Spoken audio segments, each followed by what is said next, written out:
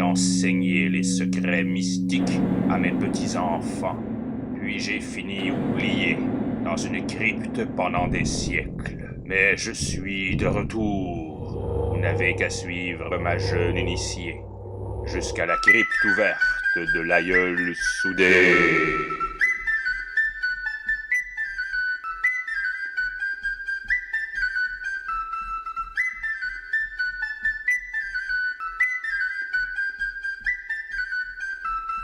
Bonjour les enfants, bienvenue à la crypte ouverte de l'aïeul soudé.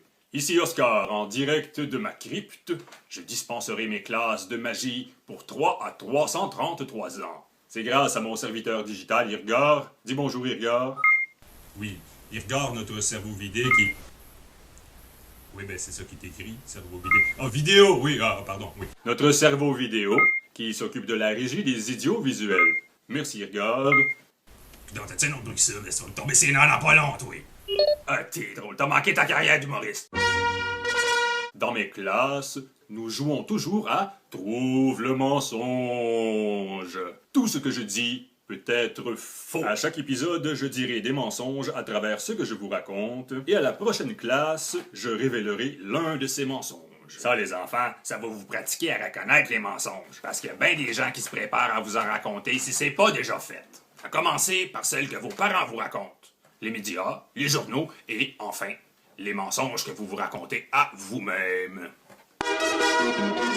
Alors, pourquoi une classe de magie pour les 3 à 333 ans? Une des raisons pour faire des classes de magie, c'est qu'on vous apprendra pas ça à l'école. Surtout pas à l'école primaire. D'ailleurs, c'est pas des écoles primaires, c'est des écoles primates. Oui, primates dans le sens de singe. Oui. Merci. Dans les écoles primates, on vous apprend les chiffres, juste assez pour savoir compter les barreaux de votre cage. On vous dit que l'histoire humaine, c'est juste une grande suite de grands éleveurs de singes. Et on vous apprend à lire juste assez pour savoir lire les catalogues, les circulaires et les marques de voitures. Ça fait dur. La vraie école pour les enfants, jadis, ça s'appelait l'école élémentaire. Dans le sens qu'on y apprend les éléments. Mais il y a une matière que vos écoles primaires n'enseignent pas. L'esprit. Oui, parfaitement, l'esprit est une matière. C'est avec l'esprit que tu rêves, que tu penses, que tu observes, que tu réfléchis. C'est avec l'esprit que tu ressens. C'est avec l'esprit que tu communiques et que tu fais bouger ton corps. Mais non, faut pas montrer ça aux enfants, hein? Ben non! Ils sont ben trop jeunes pour comprendre. Hey! Arrêtez de projeter vos limites intellectuelles sur les enfants, OK? Apprendre les lois de l'esprit, ça fait surtout des enfants qui apprennent à être libres, affirmés, qui savent reconnaître et refuser la fausse autorité. Et j'espère bien mettre beaucoup de parents dans le trouble avec ça. Je résumerai en disant ceci. Les grandes idées sont souvent perçues comme de la folie, leur ampleur ne pouvant être contenue par de petits esprits. Mais là, il me semble que c'est clair. Ah, OK. Une grande idée, dans un petit esprit, elle en prend vite le contour. Comprends-tu, là?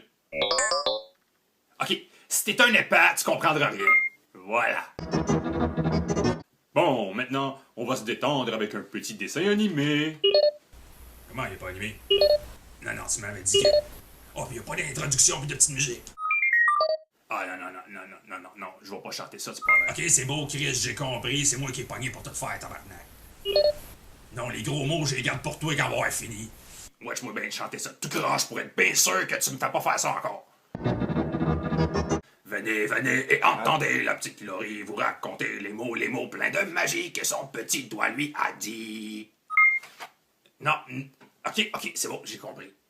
Venez, venez et entendez la petite Laurie vous raconter les mots pleins de magie que son petit doigt lui a dit. Pixie, la Pixie me dit que si je la vois ici, c'est qu'il en est ainsi. La Pixie dit que si la vie Pixie fort, c'est qu'elle s'apprête à éclore. me dit que si la vie va de mal en pis, que si l'on s'en enfuit. Puis me répète et me relance sans répit, qu'ici aussi l'amour se dit que silence. Puis la pixie s'en fut, sans fuir et sans rien dire.